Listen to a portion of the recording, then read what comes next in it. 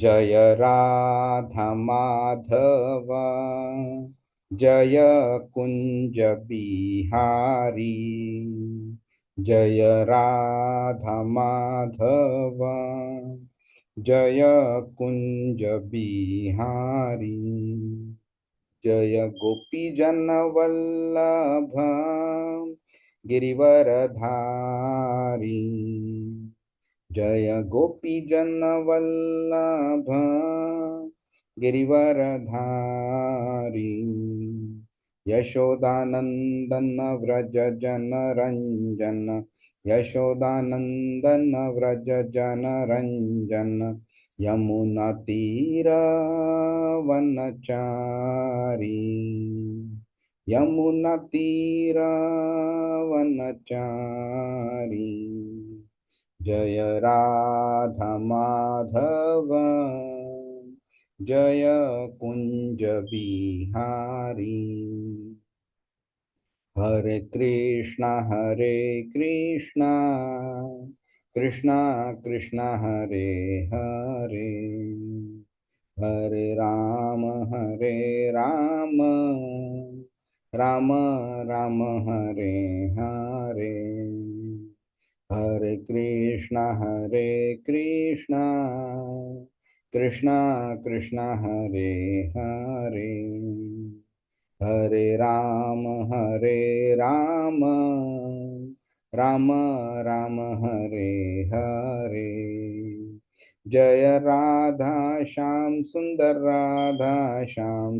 राधे जय कृष्ण बलराम जय कृष्ण बलराम जय गौरान्विताय जय गौरान्विताय जय जय प्रभुपाद जय श्रील प्रभुपाद हरिनाम संकीर्तन की जय श्रीमद् भागवतम की जय श्रील प्रभुपाद की जय। ओम अज्ञानतिमिरान्धस्य ज्ञानाञ्जनशलाकया चक्षुरुन्मिलितं येन तस्मै श्रीगुरवे नमः। श्रीचैतन्यमनोभीष्टं स्थापितं येन भूतले स्वयं रूपकदा मह्यं ददाति स्वपदान्तिकं वन्देऽहं श्रीगुरो श्रीयुतपदकमलं श्रीगुरुन् वैष्णवांश्च श्रीरूपं सागरजातं सहगण रघुनाथान्वितां तं सजीवं साद्वैतं सावधूतं कृष्ण चैतन्य देवं श्री राधा कृष्ण पादान सहगण ललिता श्री विशाखान्वितांश्च हे कृष्ण करुणा सिंधु दीनबंधु जगतपते गोपेश गोपिका कांत राधा कांत नमोस्तुते तप्त कांचन गौरांगी राधे वृंदावनेश्वरी वृषभानुसुते देवी प्रणमामि हरिप्रिय वाञ्छाकल्पतरुभ्यश्च कृपा सिंधुभ्य एव च पतितानां पावनेभ्यो वैष्णवेभ्यो नमो नमः। नमो विष्णुपादाय कृष्णपृष्ठाय भूतले श्रीमते भक्ति वेदांत स्वामिनिति नामिने नमस्ते सारस्वते देवे गौरवाणी प्रचारणे निर्विशेष शून्यवादी पाश्चात्य देशतारिणे जय श्री कृष्ण चैतन्य प्रभु नित्यानंद श्री अद्वैत गदाधर श्रीवासादि गौरभक्त वृंद हरे Krishna Krishna Krishna Hare Hare Hare Ram Ram Ram Hare Hare Hare Krishna. Thank you all for joining. Anybody remembers what we did last week?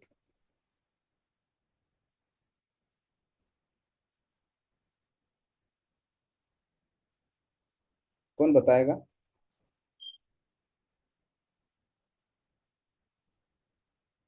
Prabhu, the matrimony and has started now replying to this Vidurji, हाँ, and in that context, Vidurji, the matrimony is telling how demigods are now praying to Lord Krishna. correct. Anything else? Initially, he told something about the creation and uh, three material modes of nature, and then now he is only starting why demigods are मतलब what sort of demigod मतलब why demigods this category is there because they are mainly in the sattva and all those things. Correct, correct. And prior to that, again, the creation aspect was talked about. Yes, Right? yes. So, what do you think? Why is creation so emphasized upon? So Abhi, if you see so far, I think this is the third time creation has been talked about, right? So first, when Shukadev Goswami answered Parikshit Maharaj, then there was one more time, I think, when Brahma was speaking to Narad Muni, and this is, I think, the third time Maitreya speaking to Vidura. And then there is one more time, and then there is another time when Shukadev Goswami talks about the destruction, that is in the 12th canto. So 4 5 times the same topic has been spoken about. Can you uh, think why is it so much repeated? Maybe that's how we'll come to know the power of God, and we know it's all temporary. Correct. So we'll come to know that when it's temporary, why we need to focus on the God, what is the ultimate path. So this basically is a very fundamental aspect, the creation. Yeah, because every time that we connect ourselves with our body and we think of ourselves as a body, this point has to come up in our mind. Am I the body? Am I the soul? If I'm not the body, then why did I get the body? Then there are many people who also think that nature is God. Okay. So that kind of thought process has to be eradicated. If nature is God, then did nature create itself? Who created nature? What are the laws based on which nature functions? Sometimes it brings in tsunami, and sometimes there is drought somewhere. So, what is it that causes this one? Is nature a random person? Is the behavior random? कि आज मेरे मन को भाया, मैंने श्रीलंका में tsunami लाया. आज मेरे मन को भाया, मैंने certain parts of certain of the world, I have not given even a small drop of water. Why is it? Does it function that way? So when these thoughts start coming in, then we realize that nature is actually controlled by somebody, and that somebody is the one who governs the laws of the not just the nature but every living being also. And then the curiosity further increases. Then who created nature? Why was nature created? What is the process of creation? Okay. And if you notice, all of these people who have spoken about the creation philosophy has spoken is in increasing depth. The the philosophy of creation which Shukadev Goswami spoke to Parikshit Maharaj in the first, second, third chapter of second canto, this particular stuff is even more detailed than that. So then we understand that, of course, for whatever we understood previously, there is even more to it. And the purpose of speaking is to ensure that we do not consider nature as God. We do not consider us as the body. We do not consider the randomness in the actions that happen from nature to us, or other living entities to us. It is not random. It is a properly part of a master plan. So all of these kind of in misconceptions have to be removed, and that's why philosophy of creation is very important to understand. And when it comes to creation, then the Lord has created the demigods also. These are the controlling deities. So rain is controlled by somebody, water is controlled by somebody, air is controlled by somebody, sunlight is controlled by somebody. So various departments are there. Every deity controls some of the other department. I'm not sure if you remember, but I had told previously that even the blinking of our eyelid is controlled by a deity. Anybody remembers what is the name of that deity? निमिषन् Yeah, Yeah, उन्मिषन् Nimisha, you said last time. correct, correct. And I also mentioned that that deity cannot control the blinking of Lord Vishnu's eyes. And that is why Lord Vishnu has a name called as Animesh. So the point to be highlighted is every organ of the body or every function of the body, not just the body, but every function of anything natural, or even the hellish planets also, they are also controlled by somebody. And all of these are under the control of Lord Krishna.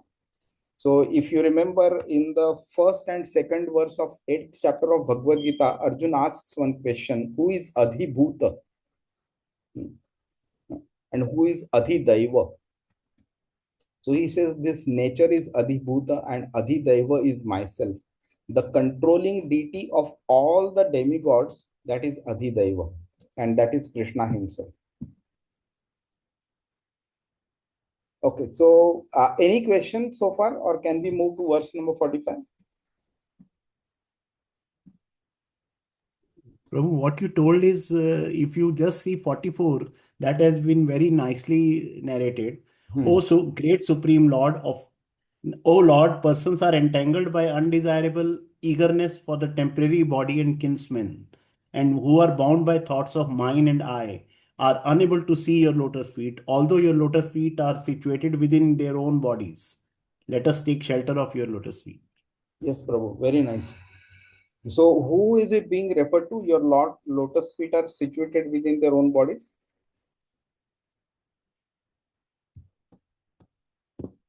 Who is how is the Lord having his lotus feet in within our own body? As Paramatma, Prabhu. As Paramatma. Yeah. And Paramatma is who? Paramatma is Shirodakshaya Vishnu. Shirodakshaya Vishnu, right? Correct. So now the point that is being highlighted here is that despite all of these factors, okay, about creation being explained and all that, it is still difficult for people to come out of the thought process of I and mine. So, that is because there is a gap between knowledge and understanding and the implementation of that. So, once you understand this verse, is it possible for us to implement very easily? Who thinks that now it's very simple, we can implement it easily in our life? Not easy, Prabhuji. Hare Krishna. Yes.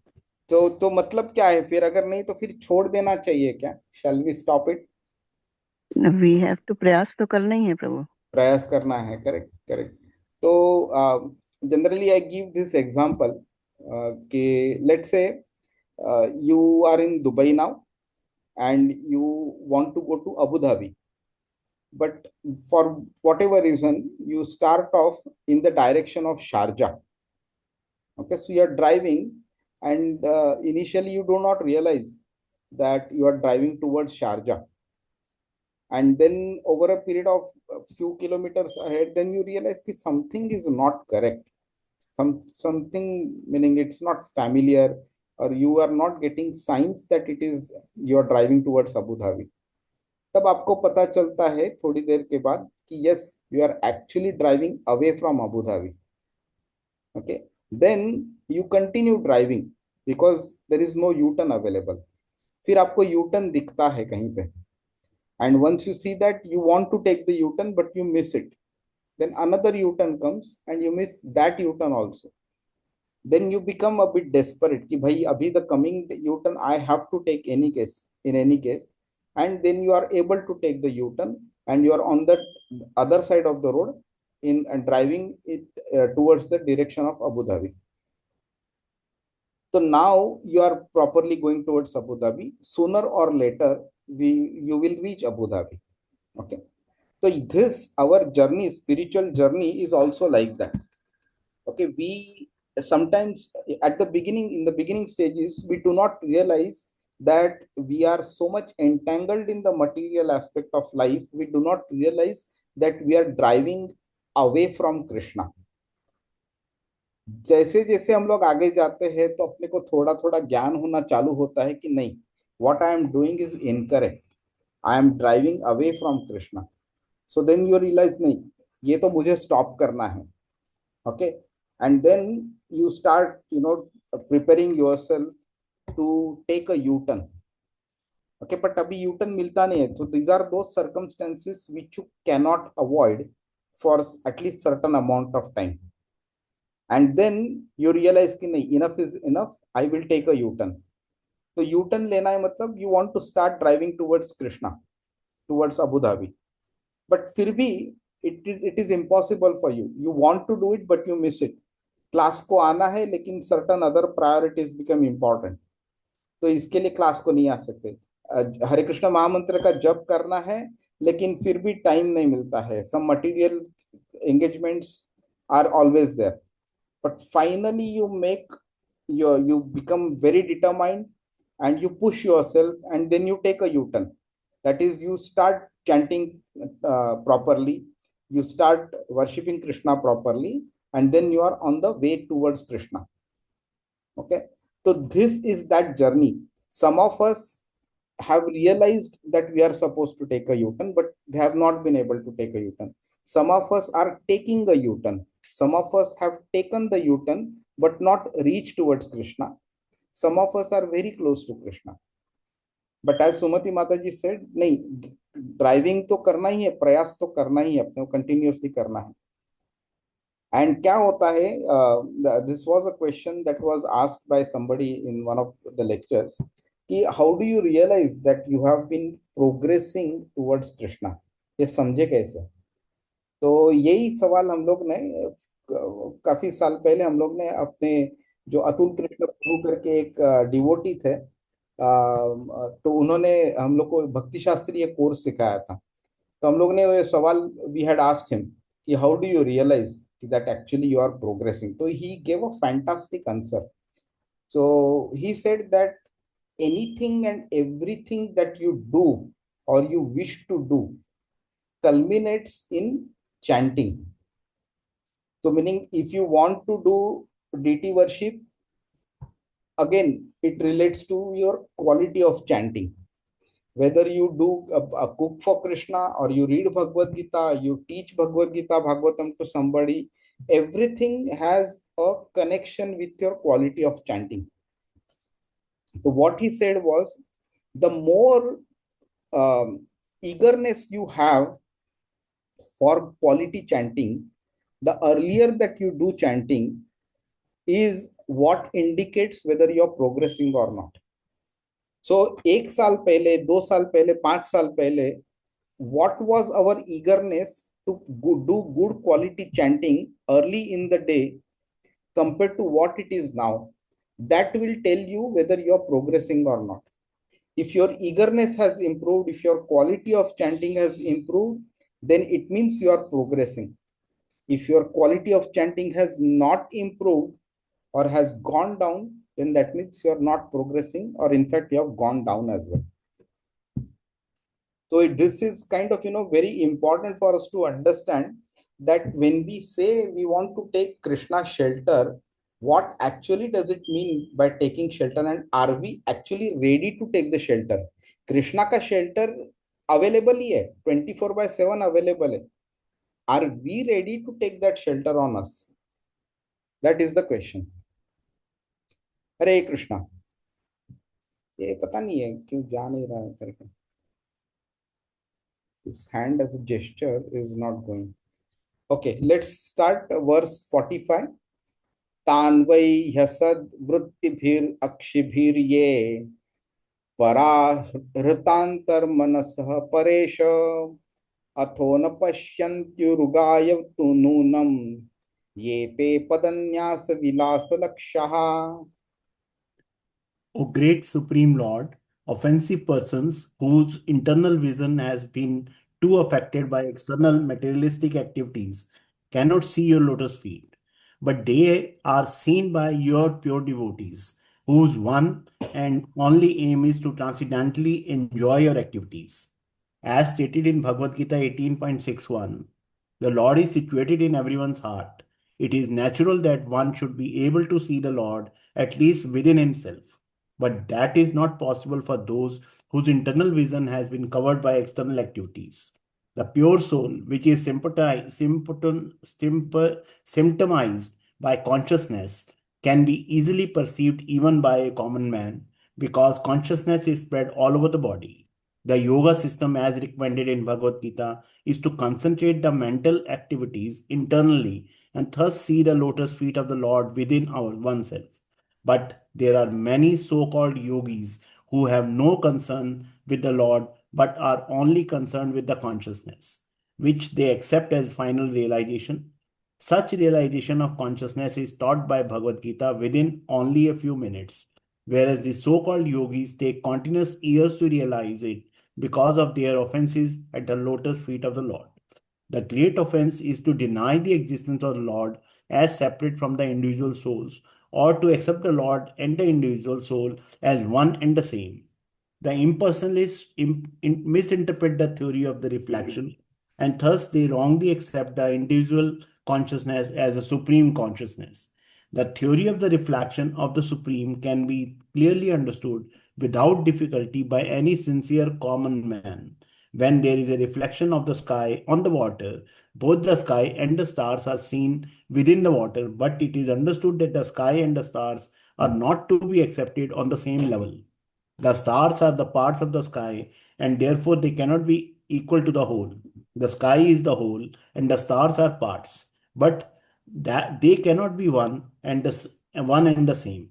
Transcendentalists who do not accept the supreme consciousness as separate from the individual consciousness are as offensive as the materialists who deny even the existence of the Lord. Such offenders cannot actually see the lotus feet of the Lord within themselves, nor are they seen, nor are they even able to see the devotees of the Lord. The devotees of the Lord are so kind that they roam to all places to enlighten people in God consciousness. The offenders, however, lose the chance to receive the Lord devotees, although the often offenseless common man is at once influenced by the devotee's presence. In this connection, there is an interesting story of a hunter and Devrishi Narad. A hunter in the forest, although a great sinner, was not an intentional offender. He was at once influenced by the presence of Narad and he agreed to take the path of devotion, leaving aside his hearth and home. But the offenders, Nal, Kuvera, and Manigriv, even though living amongst the demigods, had to undergo the punishment of becoming trees in their next lives, because although by the grace of a devotee, they were later delivered by the Lord. Offenders have to wait until they receive the mercy of the devotees, and then they can become eligible to see the lotus feet of the Lord within themselves. But due to their offenses and their extreme materialism, they cannot see even the devotees of the Lord.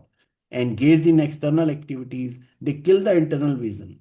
The Lord devotees, however, do not mind the offenses of the foolish in their many gross and subtle bodily endeavors.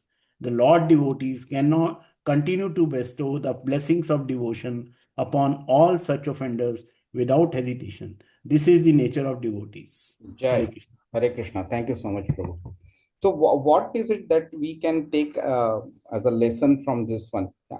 So, firstly, we have to understand two, three things.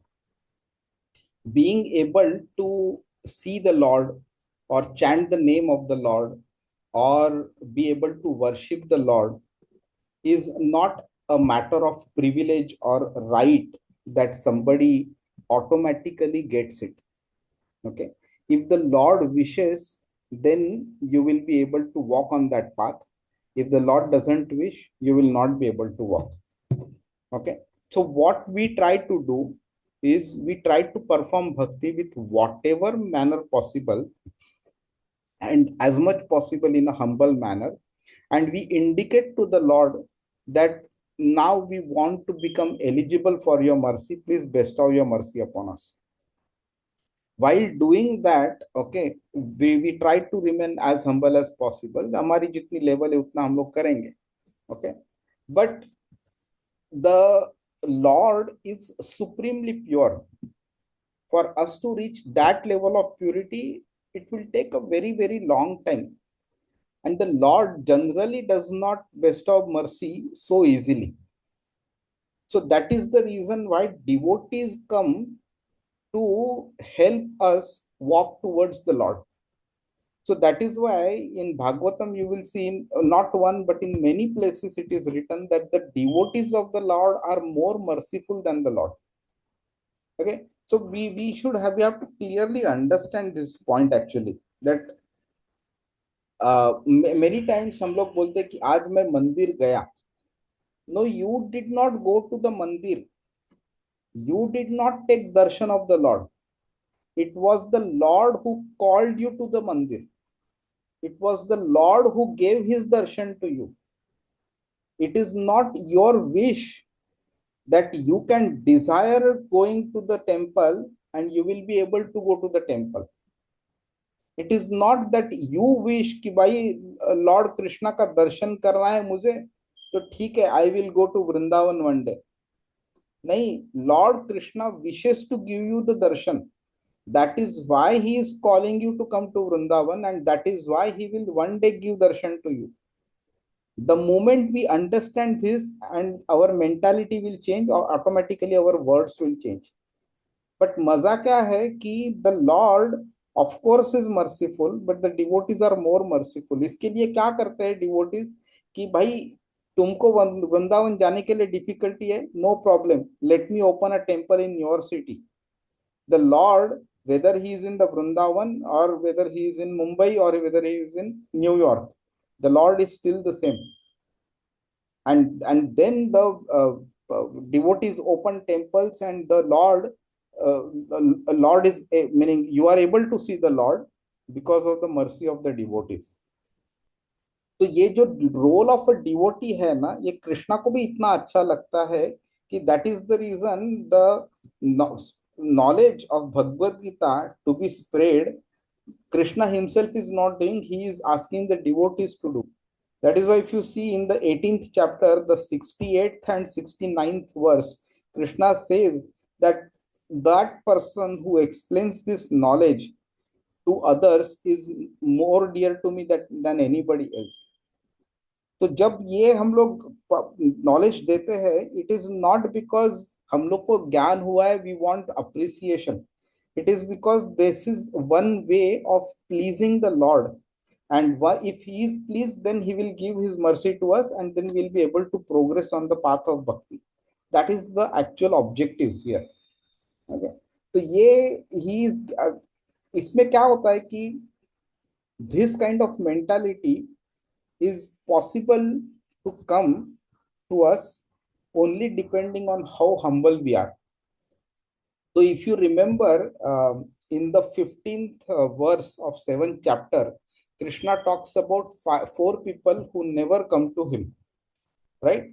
Let me just open that, because within that, the fourth category is the worst of all. नमाम दुष्कृतिनो मूढ़ा प्रपद्यन्ते नराधमा मायया परतज्ञान आसुरम भावम आश्रितः.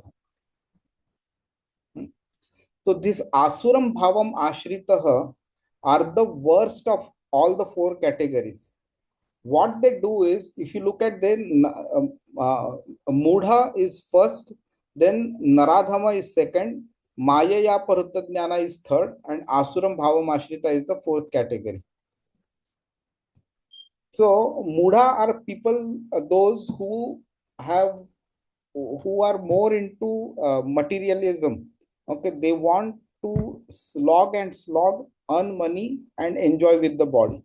Naradhama is a sinful person, but he is sinful. He is sinful because he is again materialistic. He does not see a legitimate manner in fulfilling his desires. So that's why he resorts to sinful activities. Okay, there are other people also, Maya Purattajnana. They think that this material life is the all in all. Okay, all of these three people, they have a way, a kind of a path by which they can come to Krishna. Okay, why? Because they have not offended anybody.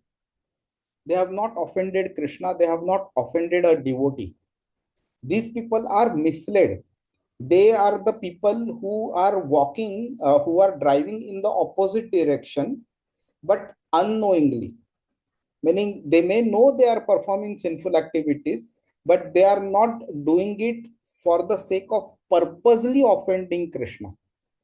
हाँ, मुझे sinful activity में commit कर रहा हूँ, I know that, fine, but because I do not see a positive alternative, that's why I'm performing this negative activity. Okay, but the worst people, that is the asuram bhavam ashritah, they purposefully perform sinful and offensive activities. They are the one who mislead people by providing incorrect, wrong information, purposefully wrong information to the general public. They are the ones who concoct stories and pass on the wrong message to the general public and mislead them. And these are the people who carry out, meaning they offend Krishna, they offend devotees. And for these people, it is not possible to come to Krishna. Now, if you apply this concept while understanding this, then you will understand the example which Prabhupada has given about the hunter and Nalakuver Manigriva. The hunter in the forest was unknowingly performing sinful activities. So for such a person, the return to Krishna is simple.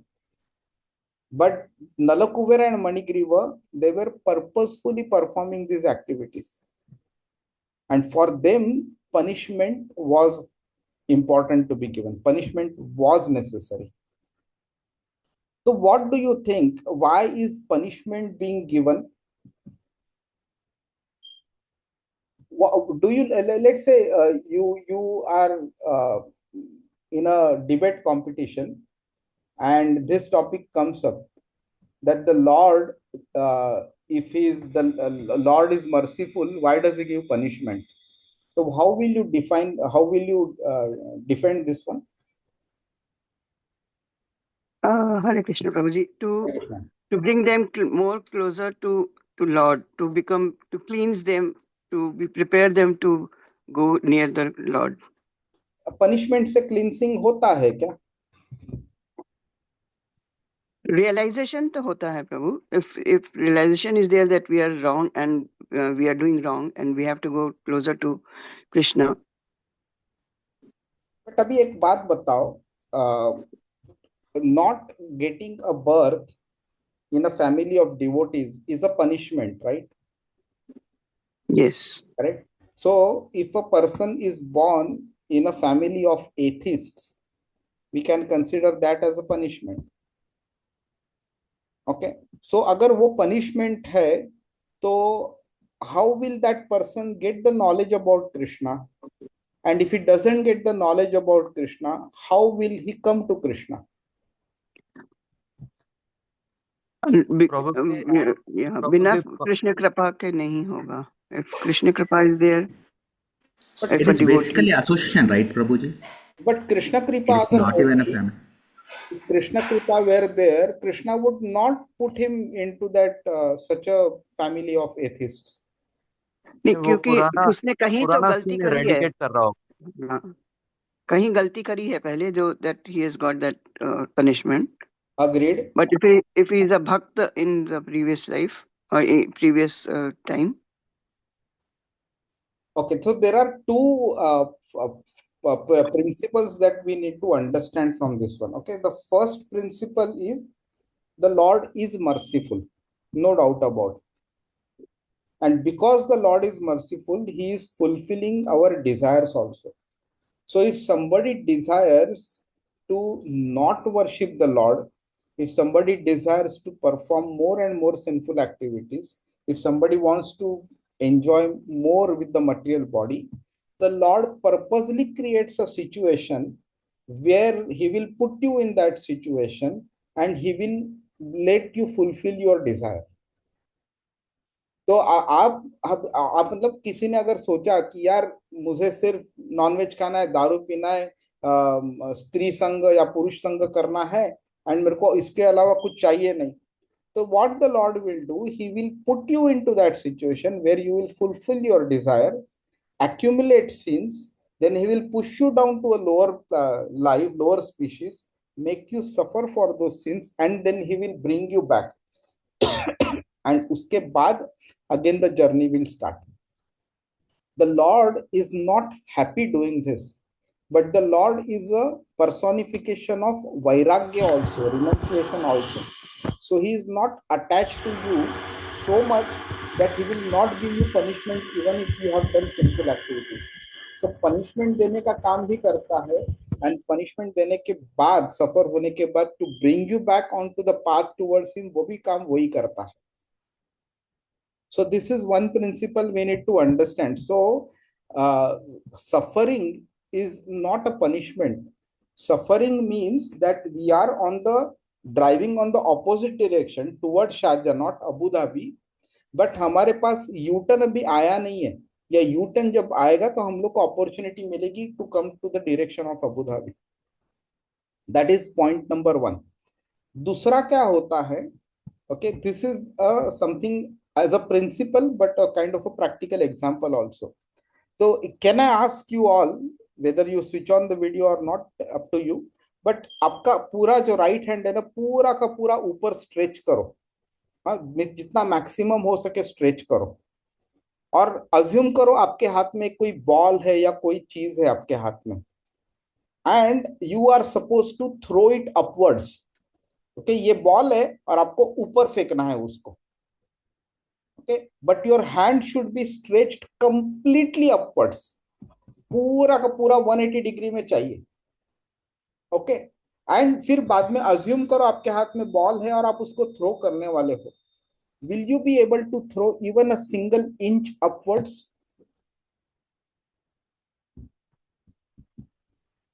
Who can answer?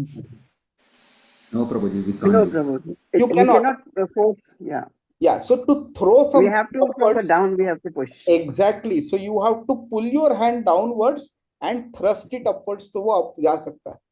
So the Lord is also applying the same logic here.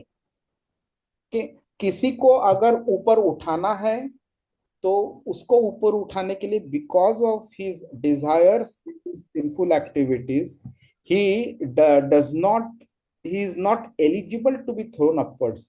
तो Lord क्या करता है, उसको नीचे मारता है और फिर बाद में उठाता है. तो कभी कभी आपने देखा रहेगा बच्चे बॉल से खेलते हैं, दे bounce the ball so hard on the floor that उनके हाथ जिस लेवल पे थे उससे ज्यादा बॉल ऊपर उठता है. This is possible only because the ball was thrown very strongly downwards. तब वो ज्यादा reaction upwards देता है. The Lord is doing exactly the same, and that is why the punishment is given. Actually, it is not a punishment. It is mercy of the Lord, but performed or provided in the negative direction. इसके लिए वो it resembles a punishment. कि भाई atheist की family में जन्म दिया, या मुझे ऐसे फैमिली में जन्म दिया जहां पे मैं नॉनवेज खा रहा हूँ, हाँ, मैं जहाँ पे दारू पी रहा हूँ मैं, या ये पनिशमेंट नहीं है. This is the way of fulfilling your desires and then pulling you upwards. This is very but important. इसमें एक रिस्क भी है ना, if you push downwards there is a further probability कि और नीचे जा सकते. Correct, the risk is there and that is where the devotees come in picture. तो किसी डिवोटी को अपने पास भेजना, वो भी तो लॉर्ड ही अरेंज करता है ना. फिर वो डिवोटी को अप्रोच कैसे करना है. So like, so today so many ISKCON devotees are preaching, read Bhagavad Gita, chant Hare Krishna Mahamantra. How many people are listening to him? Hardly few. So these people are in that process of going and going downwards. But there will be a time that will come that you meaning somebody will perform so many sinful activities. Now because of that, the earthly life, the life on earth, the earth, he doesn't deserve, and he deserves. अच्छा जी mute कर रहा हूं मैं आपको. So that person now deserves a life in hellish planet. तो वहां पे जाएगा, सफर करेगा और बाद में वहां से आएगा. At certain point of time there will be a point where that person cannot go below, right? He has to come back. तो वो हो गई, रिस्क तो है ही, but that risk is also there because that person, if that is not given, his desires will remain unfulfilled. And the Lord is merciful, he fulfills everybody's desires. You have to decide what you desire, accordingly you desire, and the Lord will fulfill that. Hare Krishna. Any question around this one? नहीं, तो ये अगर Hare Krishna, Prabhuji. हाँ Prabhuji, we were reading like in chapter Canto 10, chapter 10, Manigriva and Hayagriva, जब कृष्ण जी ने उनको वो किया तो उसमें एक लाइन बहुत अच्छी थी कि saintly persons know how to bestow mercy upon the fallen souls. So it is only the Vaishnavas kripa that the fallen souls they reach upward, like. So correct. without their kripa we cannot do anything. Yes, very very true, exactly Mataji. Because when Narad ji gave like cursed them, then it is a kind of benediction only for them. Correct. And that is why the curses of the sages and the rishis and munis and all that are never actually a curse. They are actually a tool to improve ourselves. It is a krupa. Yeah. The krupa performed in a kind of a manner in which we understand. छोटे बच्चे को हम लोग बोलते हैं, 2 साल के बच्चे को, उसको Prabhupada used to give this example that sometimes his son used to used to Yeah, mother and a child, yeah. That son you wanted to put his hand in the fan, finger in the fan. तो प्रभुपाद काफी बार उसको बोलते थे नहीं मत करो मत करो मत करो करके, पर स्टिल वो बहुत हट करता था उनका बेटा. तो प्रभुपाद ने एक बार क्या किया, उसका बटन बंद किया फैन का, एंड वो फैन ऑलमोस्ट रुकने ही वाला था, बहुत स्लो हो गया था. ऐसे टाइम पे उसको बोला जाओ उंगली डालो उसमें, एंड उसने डाला, एंड उसको थोड़ा फैन का ब्लेड हिट हो गया, थोड़ा दर्द हो गया उसको, and then he realize the mistake. And बाद में उसने कभी जिद नहीं की कि बाबा मुझे उंगली डालनी है करके. So this is like a controlled mechanism of providing a lesson via in a negative manner, via punishment. So this is what the Lord does. But ये जो control जो है ना, that extent of punishment differs depending on the level of a person. कोई वो अकबर और बीरबल की वो कहानी थी ना, अपने वो सिखाई थी, कितना सच कितना झूठ पता नहीं, बट एक बार एक राजा के सामने चार, actually this happened with Yudhishthira, sorry not Akbar Birbal. So Yudhishthira was brought 4 thieves in front of him, and उसको बोला कि इन चारों का तुमको ये करना है. चारों ने एक ही अपराध किया है, चोरी की है.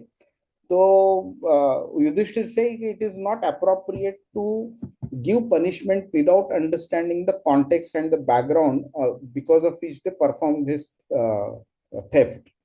तो सब लोग को पूछता है क्यों किया and all that, and then he says the first person he says don't do it again and he leaves him. दूसरे को 4 गाली देता है और उसको बोलते जाओ. तीसरे को बोलता है कि उसको थोड़ा पनिशमेंट दे दो, उसको 4 दिन ये करो वो करो ऐसा बोलता है. एंड चौथे को बोलता है कि उसके मुंह को काली काली ये करो, लगाओ, उसको गधे पे बिठाओ और पूरे गांव में घुमाओ उसको, sort of. Then the ministers asked him that they performed all the same mistake. Why did you give different punishments? He said that the sadness that the first person had was very high. He was repenting for his action. तो उसको सिर्फ don't do it again was enough for him. He had understood the lesson. दूसरा थोड़ा कम sadness था उसको, इसके लिए उसको 4 गाली देनी पड़ी and bring him to the level by which he can understand that he is not supposed to do it again. तीसरा और कम था, निर्लज था थोड़ा ज्यादा, तो उसको ये भी करना, पनिशमेंट देना पड़ा उसको. और चौथे को इतना वो ये हो गया था, he had become a repeat offender, कि उसको काली वगैरह ये करनी पड़ी उसकी मुंह पे, एंड बाद में गांव में घुमाना पड़ा, एंड वो बोल रहा है कि वो चौथा वापस करने वाला है. So the point that is basically depending on the level of a person's devotional attitude or a sinful attitude, the relevant punishment is being given by the Lord or the devotees. Hare Krishna. प्रभु जी एक analogy उन्होंने भी दी थी, अभी class में सुन रहे थे कि जो गुरु हैं उनको माँ से कंपेयर किया गया कि छोटा बच्चा है तो वो माँ काम कर रही है, बच्चा बाहर खेलने चला गया तो बहुत गंदा हो जाता है. तो जब बहुत गंदा हो जाता है तो जब उनके फादर घर आते हैं तो वो बच्चे को उठाते नहीं है, फिर बच्चा रोता है तो फिर माँ आके बच्चे को साफ करती है। तो ऐसे ही गुरु है जो हमको साफ करते हैं, फिर हमें जो भगवान के पास जाने का, ऐसे ही फिर जब बच्चा साफ होता है तब फादर उठाता है उसको।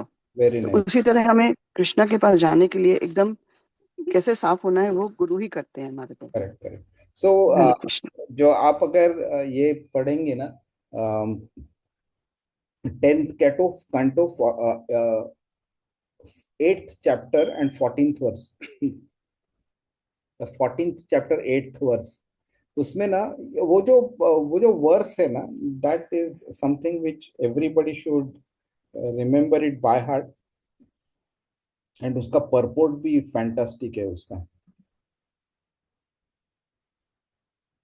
10 14 8 ब्रह्मा से ब्रह्म विमोहन लीला होती है ना, उसके बाद Brahma comes and talks to the Lord. So this particular verse, okay, इसमें ना this purport mentions this point, ये जो लास्ट पैराग्राफ है ना, this one, let's read this. Just as one cannot approach the sun without becoming fire, one cannot approach the supreme pure Lord Krishna without undergoing a rigid purificatory process. Let us repeat this sentence. You cannot approach the sun without becoming fire, because you will yourself get burnt in it. A fire doesn't burn, fire burns someone else. That's why he is saying, similarly, you cannot approach the supreme pure Lord Krishna because you are not pure. You will not be allowed. That is why we need to undergo a rigid purificatory process. Once we become pure, then we can approach the Supreme Pure Lord Krishna. But he is saying that this rigid purificatory process can initially appear like suffering, but which is in fact a curative treatment administered by the personal hand of the Lord. This is very important to understand. Many times people consider कि अरे मेरी जिंदगी में ये क्यों हो गया, वो क्यों हो गया, मेरा लॉस हो गया, मेरा इन्वेस्ट शेयर्स गिर गए, मेरा जॉब चला गया, मेरा ये हो गया, बीवी बच्चा ऐसा गाड़ी बंगला सब नुकसान हो गया मेरा। All that is correct, it is happening, but it is again the result of your Karma, and on top of that one, it is being given by the Lord to you, so that it, although it initially appears to be a suffering, it is actually a treatment administered by the personal hand of the Lord. Such a superb and important statement it is. ये जो purport है ना this verse का 10:14-8 का, that purport should be printed in golden letters and it should be framed. Every time you have a material difficulty, we should read that purport. Every time. Hare Krishna. Let's move a little fast now. पाने नते देव कथा सुधायाः प्रवृद्ध भक्त्या विषादाशये वैराग्य सारं प्रतिलभ्य बोधं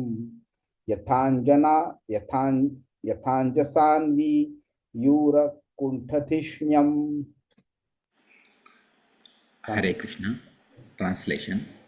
O Lord, persons who, because of their serious attitude, attain the stage of enlightened devotional service, achieve the complete meaning of renunciation and knowledge, and attain the Vaikuntha Loka in the spiritual sky simply by drinking the nectar of your topics.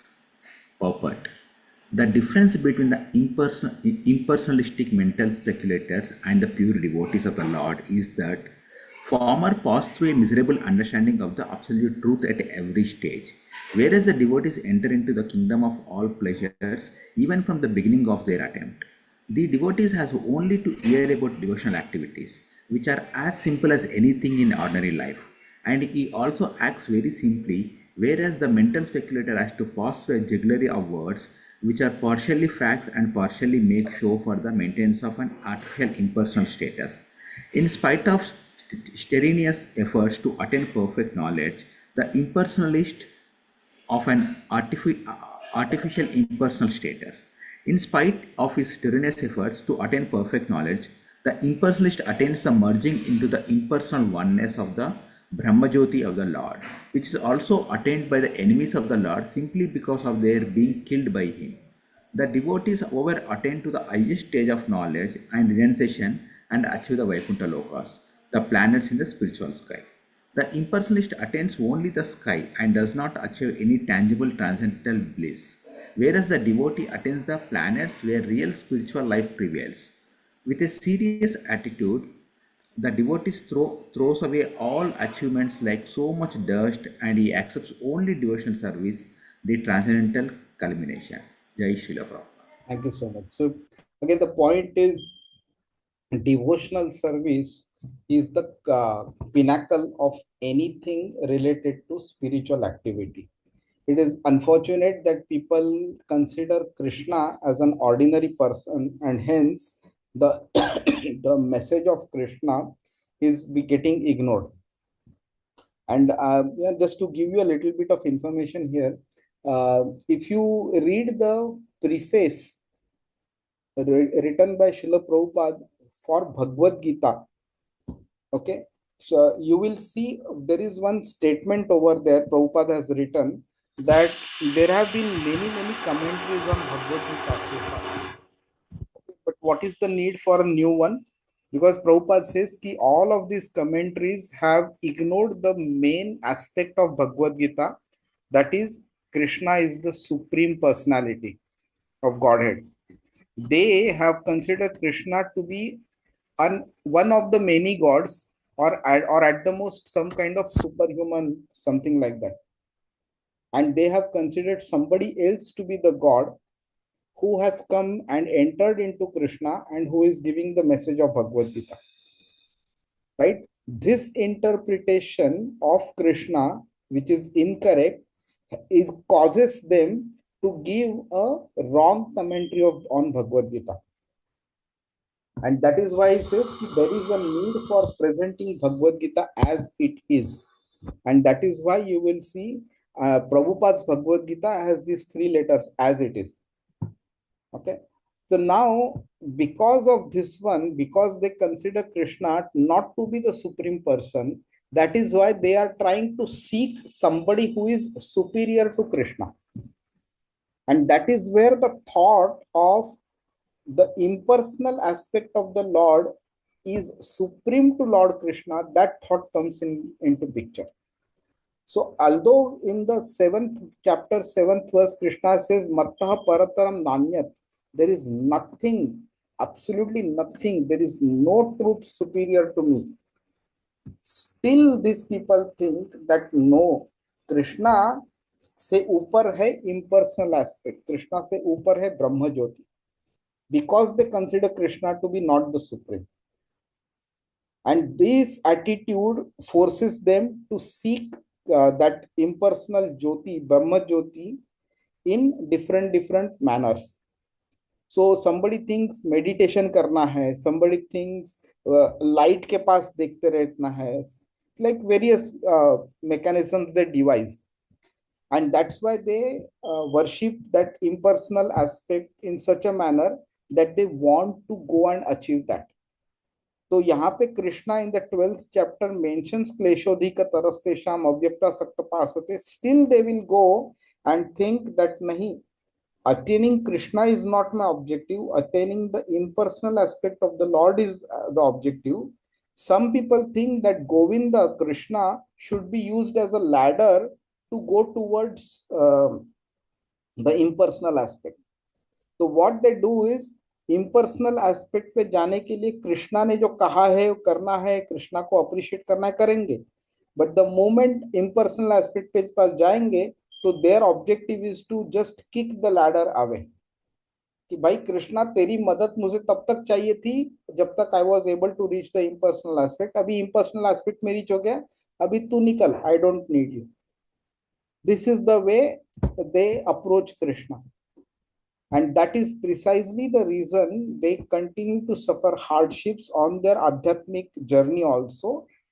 And they continue to suffer even after reaching impersonal aspect, because they have not understood the form of Krishna. And whereas with respect to devotees, Krishna is mentioning that the devotional service performed by pure devotees is the best in every scenario. And one of the mechanisms by which we perform devotional service is to hear about Krishna. Tushyanti cha ramanti cha.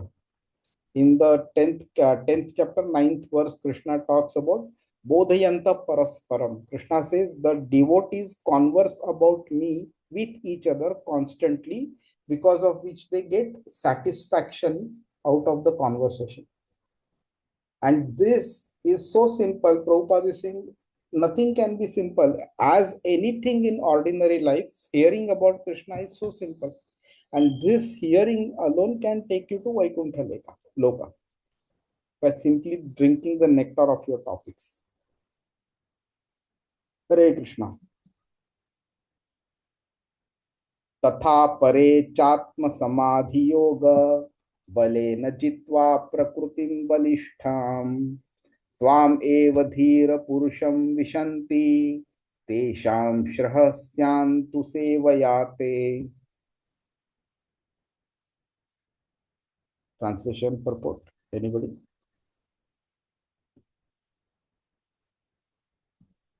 Who's reading? Hare Krishna Prabhu, Narat Pranam. Yes, madam. Translation and purport by His Divine Grace, A.C. Bhaktivedanta Swami Srila Prabhupada Ki Jai. Others who are pacified by means of transcendental self-realization and have conquered over the modes of nature by dint of strong power and knowledge, and also enter into you. But for them there is much pain, whereas the devotee simply discharges devotional service and thus feels no such pain. Purport. In terms of a labor of a love and its returns, the bhaktas or devotees of the Lord always have priority over persons who are addicted to the association of jnanis or impersonalists and yogis or mystics. The word apare, others, is very significant in this connection. Others refers to the jnanis and the yogis, whose only hope is to merge into the existence of the impersonal Brahmajyoti. Although their destination is not so important in comparison to the destination of the devotees, the labor of the non-devotees is far greater than that of the bhaktas.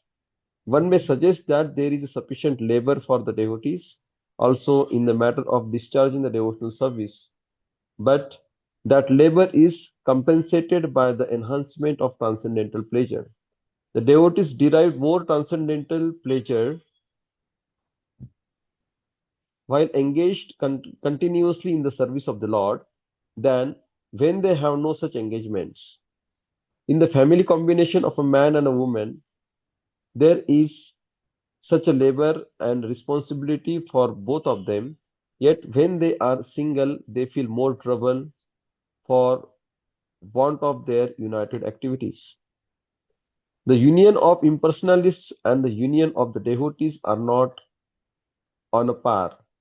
The impersonalists try to fully stop their individuality by attaining Sahajya Mukti or unification by merging into oneness, whereas the devotees keep their individuality to exchange feelings in relationship with the Supreme Individual Lord.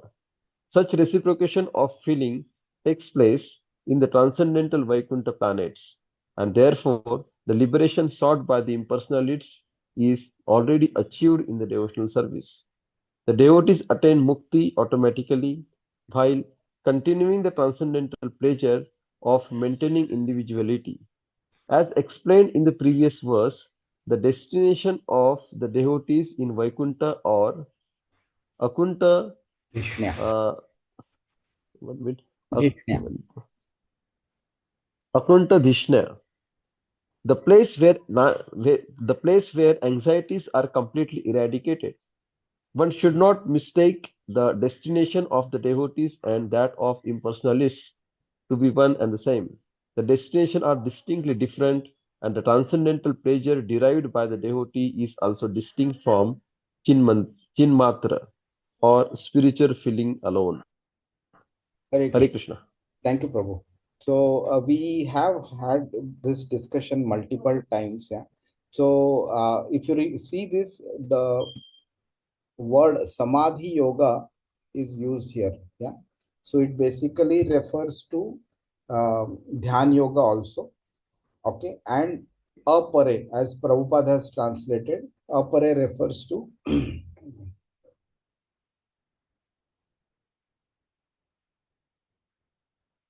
some Prabhupada has mentioned it refers to Gyan Yoga also.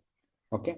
Now the point that this verse is trying to highlight is that there are multiple methods by which we can approach God. There are some methods which are recommended. Some methods are like acting as an instruction that you should do it, and some methods it's like, if you do not want to do anything else, at least do this. It is that kind of stage. So Gyanis are better than Karma Yogis because Karma Yogis want to remain within the material world so that they can perform action. Okay. They are able to give the result of that to the Lord sometimes, but more of their activities are selfless. It is not for the Lord. Okay. So meaning I if I perform Nishkam Karma Yoga, so the objective is that this I don't want it. Okay, I'm doing it as a matter of duty. Okay, but still the person is okay to remain within the material world. The Gyanis want to get out of the material world, but they want to go to an intermediate destination, that is Brahma Jyoti. Whereas the devotees know that Krishna being the supreme, they do not settle for anything else other than the devotional service. And as a result, actually they go to a place which is Akuntha Dishna, which means there are absolutely no material sufferings. Okay. Now the point that is trying, this verse is trying to highlight is that although there are many mechanisms by which one can reach the Lord, there is one mechanism which is acting as an instruction, not as a recommendation. So which means one should understand that if my son comes to me and asks me in a certain situation, what should I do? Then I will tell, do this. This is the instruction.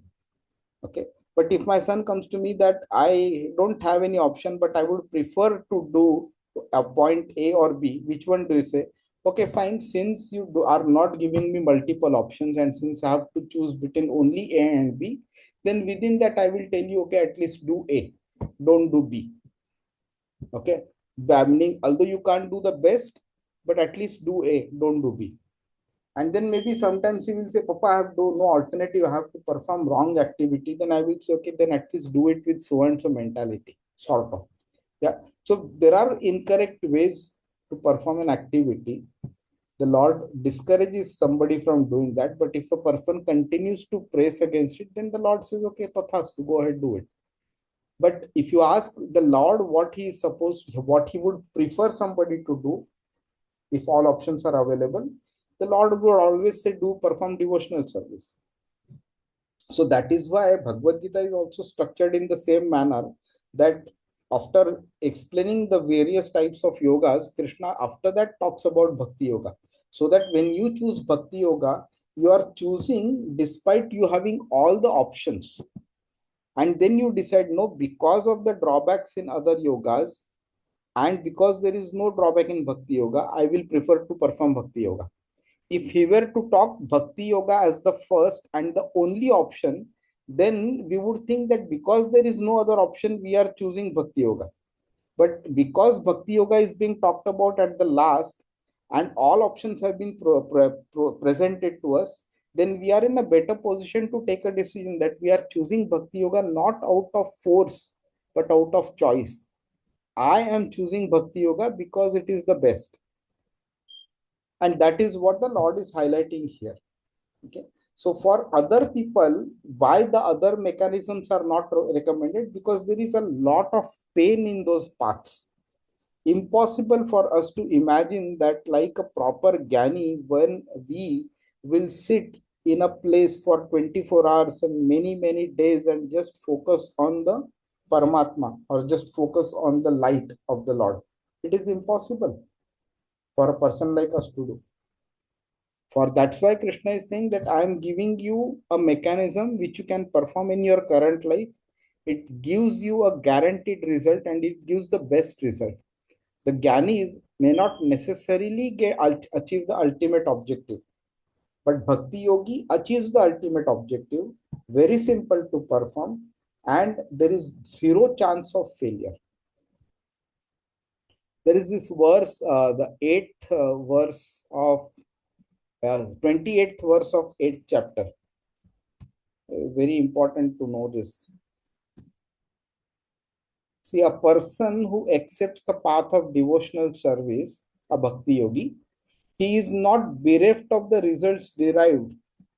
So that means it is not that he doesn't get the results derived from the various activities, studying the Vedas, performing sacrifices, undergoing austerities, giving charity, or performing philosophical and fruitive activities. Philosophical meaning Gyan Yoga, fruitive activities, Sakam Karma Yoga. So he's saying all of the people who perform these activities, they get a certain result. The Bhakti Yogi gets this result anyway, but he gets more than that. So what he's saying, a Bhakti Yogi is simply by performing devotional service, he attains all these, all what is mentioned here. Okay, he gets all of these, and at the end he reaches the supreme eternal abode. So the point to be meaning to be understood here is what a Bhakti Yogi gets, others may not necessarily get it. But what the others get, the Bhakti Yogi will obviously get it. But while getting whatever they get, there is a lot of pain in that process. And that pain is not there in Bhakti Yoga. This is the key point that is being highlighted here. And that is why Sayujya Mukti is mentioned over there, one of the 5 muktis, 5 moksha, types of moksha. You lose your individual identity in that. What happened?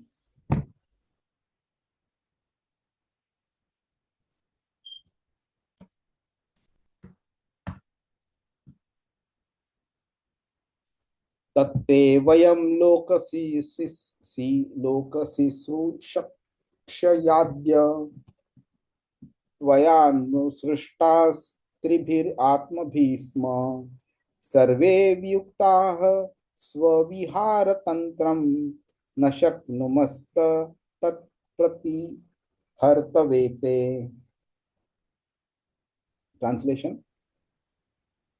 I'll read. Are you audible? Yes, yes. Translation by Srila Prabhupada. O original person, we are therefore but yours only. Although we are your creatures, we are born one after another under the influence of the 3 modes of nature. And for this reason, we are separated in action.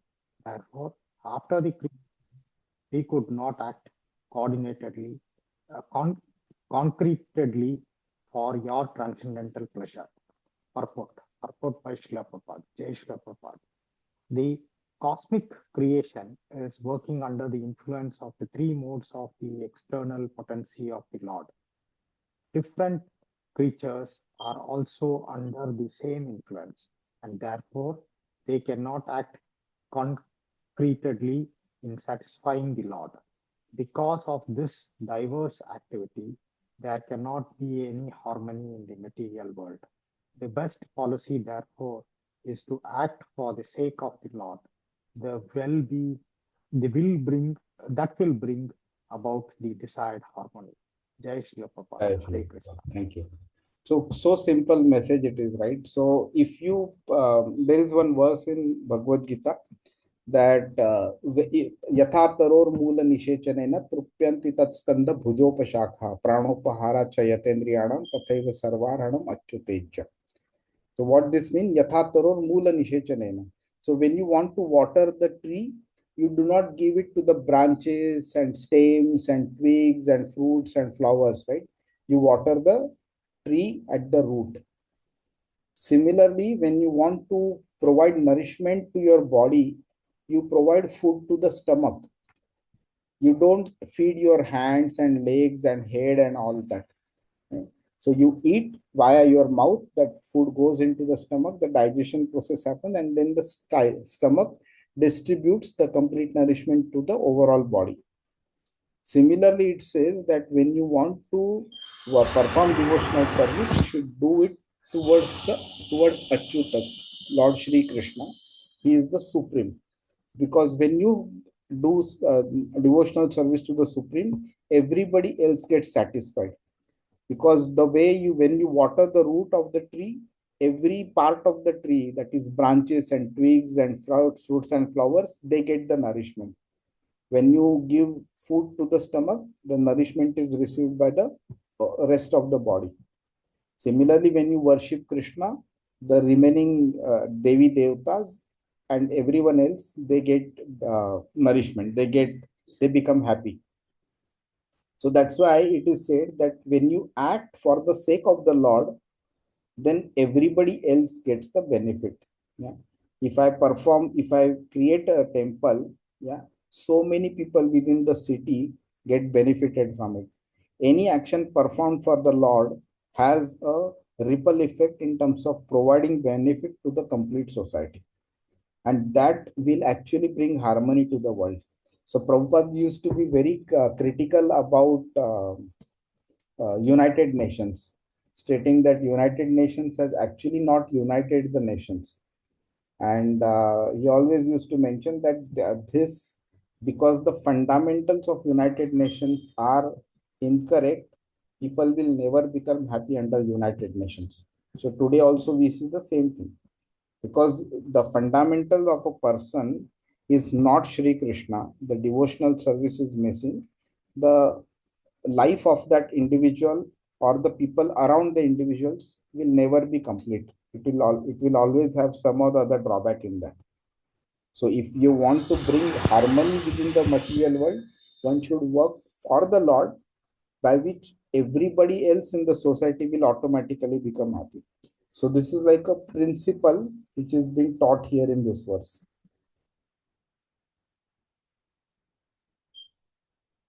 Yavad balim te अजहराम काले यथा वयं चान्नमदाम madam यत्र यथोभयेषां त इमे हि लोका बलिं हरन्तोऽन्न मदन्त्य नूहा.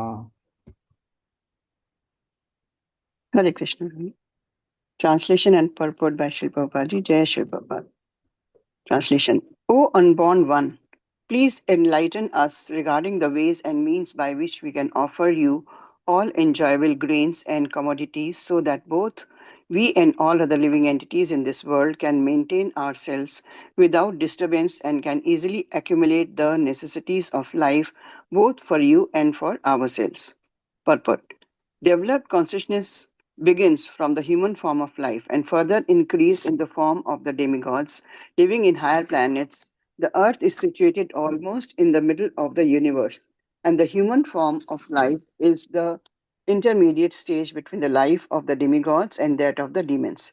The planetary systems above the earth are especially meant for the higher intellectuals called demigods. They are called demigods because although their standard of life is far more advanced in culture, enjoyment, luxury, beauty, education, and duration of life, they are always fully God conscious. Such demigods are always ready to render service to the Supreme Lord because they are perfectly aware of the fact that every living entity is constitutionally an eternal subordinate servitor of the Lord. They also know that it is the Lord only who can maintain all living entities with all the necessities of the life. The Vedic hymns echo Bahunam Yo Vidadhati Kama. Kamanta Ta Ta Ta Enam Abruvan Ayantanam Nah Prajanihi Yasmin Pratishtita Annam Adame, etc. Confirm this truth.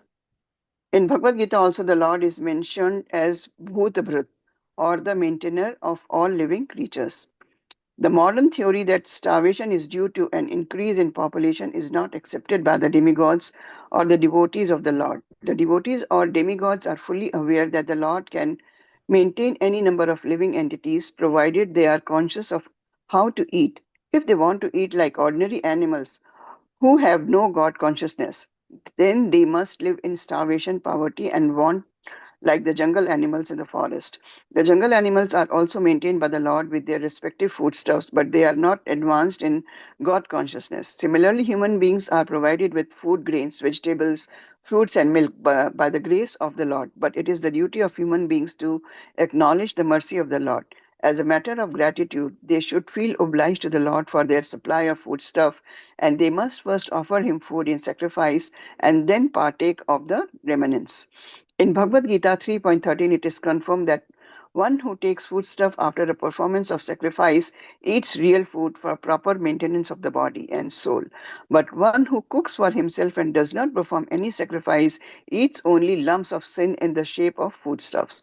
Such sinful eating can never make one happy or free from scarcity. Famine is not due to an increase in population, as less intelligent economists think. When human society is grateful to the Lord for all his gifts for the maintenance of the living entities, then there is certainly no scarcity or want in society. But when men are unaware of the intrinsic value of such gifts from the Lord, surely they are in want. A person who has no God consciousness may live in opulence for the time being due to the past virtuous acts.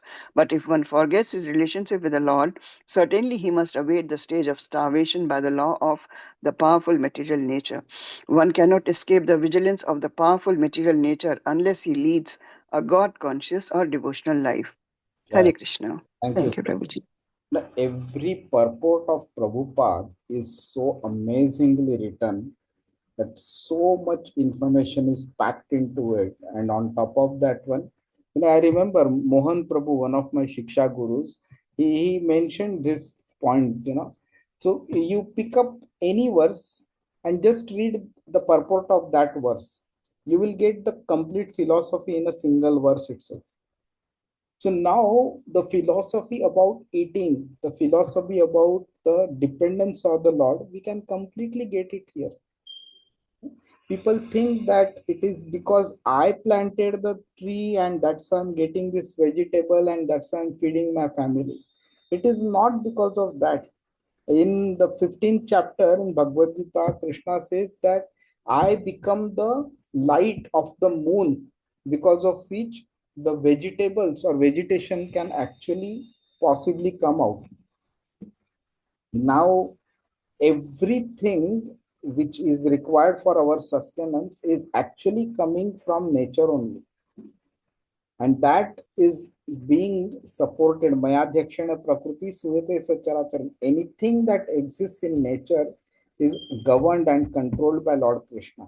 So we cannot make statements that the God doesn't exist, or now God is dead, he created nature and now God is dead. These kind of statements, they are completely misleading. We are heavily reliant upon God. Even when it comes to food, now the purports have easily, nicely explained it. I don't need to repeat it. The 13th verse of this third chapter, that Prabhupada mentions, it talks about people who try to eat the food without offering to the Lord. Krishna says that they are actually performing sinful activity. Whereas the devotees, they first offer it to the Lord and then they take prasad. So yeah, I'm sure most of you have been with Krishna consciousness for quite some time. So this doesn't need to be told to you. But in case some of you are not, then please understand that every time you cook something at home, first please offer it to the Lord and then you take it for consumption. Otherwise, don't consume it. Okay, because it is a sinful activity to eat without offering to the Lord. Okay. And that is how we show our gratitude and becoming grateful to the Lord for what he has given. Whether it is rain, whether it is sunlight, whether it is moon, whether it is the earth, whether it is the air, whatever is required for our sustenance and our body sustenance is coming from the Lord. So you cannot ignore the hand of the Lord behind these points. We have to be grateful to him. We have to thank him, and one of the methods by to thank him is to offer it to him first and then eat the prasad later. Otherwise, as Prabhupada mentions, that one may perform incorrect activities right now, but despite that enjoy an opulent life. हम लोग काफी बार देखते हैं ना, many people also ask us कि भाई so and so person he is such a sinful person, but उसके पास देखो कितना अमीर है, कितना सब कुछ है उसके पास, right? But that is not because he is currently performing his sinful activities that he is enjoying. It is because he performed pious activities previously and he has got the result of those activities in this particular life. So whatever he is doing now, he will get the result later. But उसको पता चलेगा कि नहीं बात अलग है. But the point is, the current incorrect action performed and the current opulent life being led are not directly related with each other. He has misused his opulent life, and that's why he is and utilizing that opulent life to perform the sinful activity, which is going to create a bigger problem for him tomorrow. So we have to be thankful to the Lord for what we have got. Although it is our karma, the Lord is the sanctioner behind it, and that karma has entitled us to get the benefits which the Lord is giving to us. But we cannot forget that our today's sinful activities will create a situation, incorrect situation for us tomorrow. Hare Krishna. We'll quickly try and wrap up the next two verses. त्वं न सुराणामसि सान्वयानां कुटस्थ आद्यः पुरुषः पुराणः त्वं देवशक्त्यां गुणकर्मयोनौ रेतस्त्वजायां कविमाद्दधेजः. This is a long purport. We'll just read the translation here. Hare Krishna Prabhuji, translation by Sri Prabhupada, Jai Sri Prabhupada. You are the original personal founder of all the demigods and the orders of different gradations. Yet you are the oldest and are unchanged. O Lord, you have no source or superior. You have impregnated the external energy with the semen of the total living entities, yet you are unborn. Jai. Hare Krishna. So the point that is getting highlighted here is the position of God being highlighted to us. Okay. Now, in not just this verse, but throughout many verses in Bhagavatam, of course, in Bhagavad Gita, you all know it has already been spoken that the demigods, gods are not independent entities. They are completely dependent on the Lord. The actions that they perform, the powers that they possess to perform those actions, everything comes from the Lord himself. But yet what we do, we consider the demigods to be superior or at least equal to Krishna, and we give them more importance than Krishna himself. So when he says, now here it is mentioned, you have no source or superior. In the 7th chapter, 7th verse, Krishna says, Matta parataram nanyat. There is nothing which is superior to me or equal to me. But yet we equate demigods with Krishna. So we can understand how foolish one can be.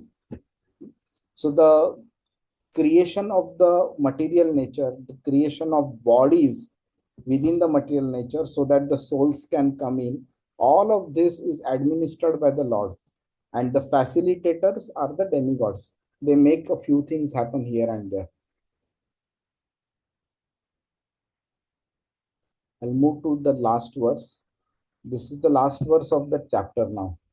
Tato vayam mat pramukhaya darthe babhu vimatman karavam kimte त्वं न स्वचक्षुः परिदेहि शक्त्या देव क्रियार्थे यदनुग्रहाणाम्.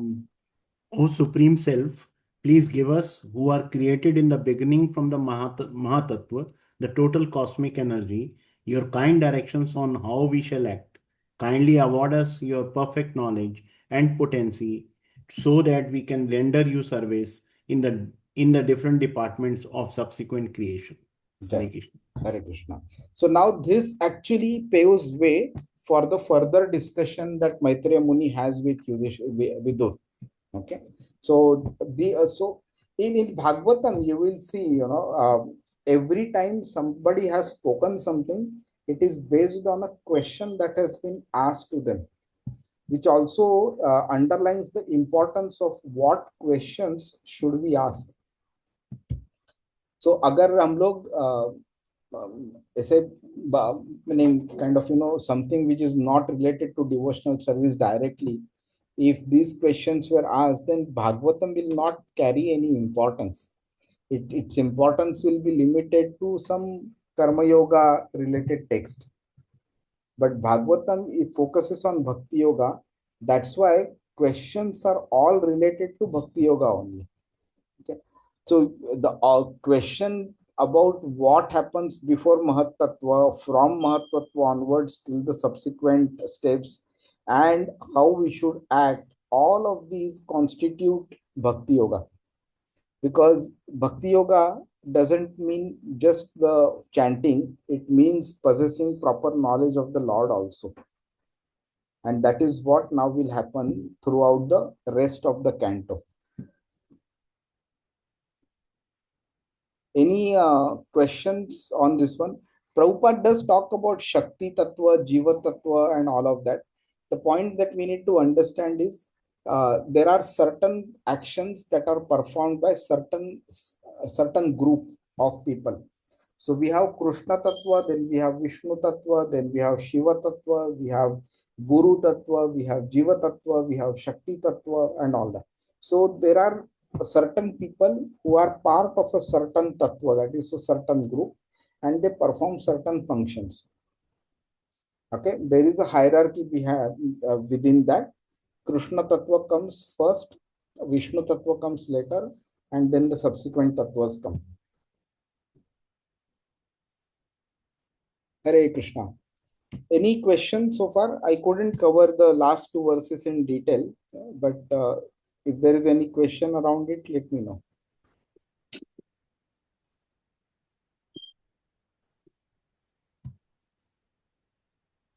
Nothing?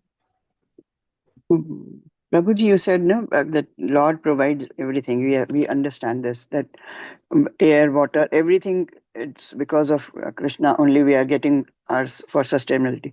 But now, like in Delhi, so much of this pollution is there.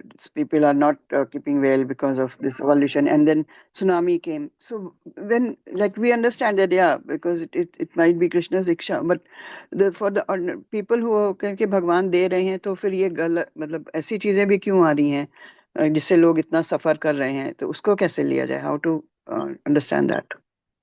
Ji, when it comes to karma, we should understand that the karma gives us options of, let's say, okay, let's take an example. When you go to a grocery shop, okay, and let's say you have 100 dirhams with you, let's say you do not have a credit card. The grocery shop contains millions of dirhams worth goods. But are you allowed to purchase the complete million dirhams? You can maximum purchase goods up to 100 dirhams because that is the cash you possess. Correct? Similarly, now we will obviously purchase what is liked by us, necessary for us. But let's say we have been given an option that you have 100 dirhams, you have to purchase 50 dirhams or of positive goods and 50 dirhams of negative goods. We have no alternative than to purchase negative goods, and that is what we purchase is based on what we have accumulated as our karma so far. So ये pollution होना ये Lord ने किया नहीं है. Lord has given the powers to the nature to function in a certain manner. If that manner is not followed by somebody, they will get the result. If the nature were bad, okay, if God was bad, then even cities like Dubai and America and other countries also should have equal level of pollution, right? Why pollution is there? Since you took the example of Delhi, why pollution is there more in Delhi and less in Mumbai or less in Bangalore or less in Dubai?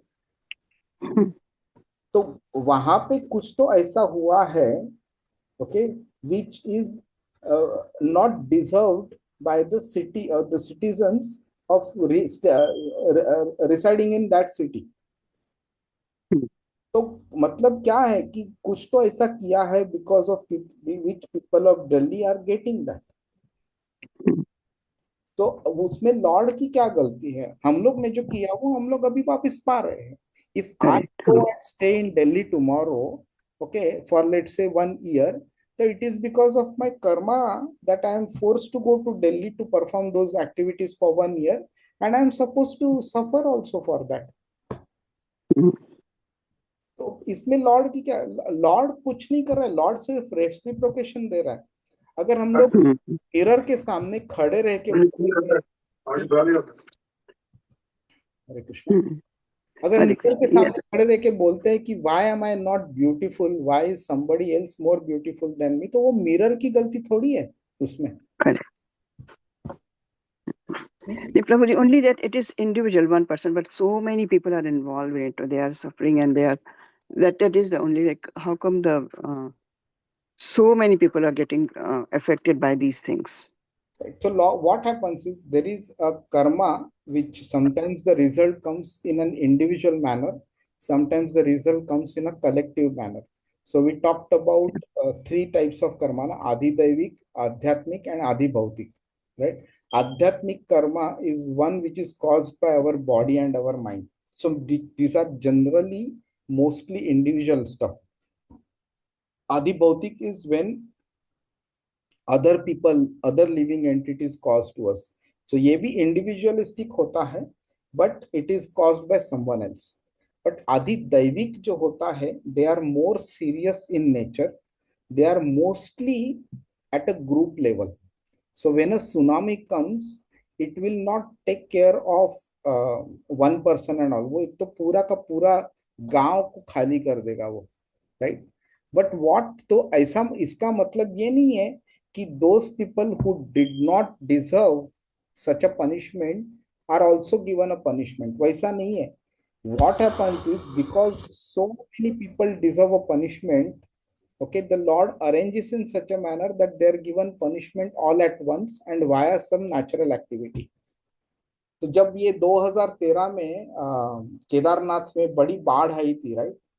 So a lot of people they lost their body in that. So what the Lord does is he will ensure that people who deserve this kind of reward for their actions are brought into a place at the same time, and then the disaster happens and all the people get the reward at the same time.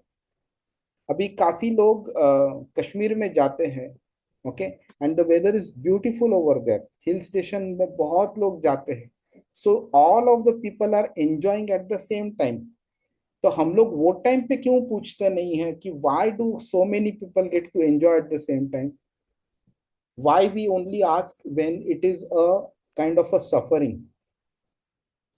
So the Lord has mechanisms to give the results. The result is received individually, but given and sometimes collectively as well. Thank you so much, Prabhuji. Yeah, very well understood. Hare Krishna. Hare Krishna. Thank you so much. So see you next week. Hare Krishna. Hare Krishna, Prabhu. Hare Krishna, Prabhu. Thank you. Hare Krishna. Pancha kalpatarubhyasya kripa sindhubhyasya pitanam padmebhyo vaishnavebhyo वैष्णवेभ्यो नमो नमः. अनंत कोटि वैष्णव की जय. हरे Krishna. Hare Krishna.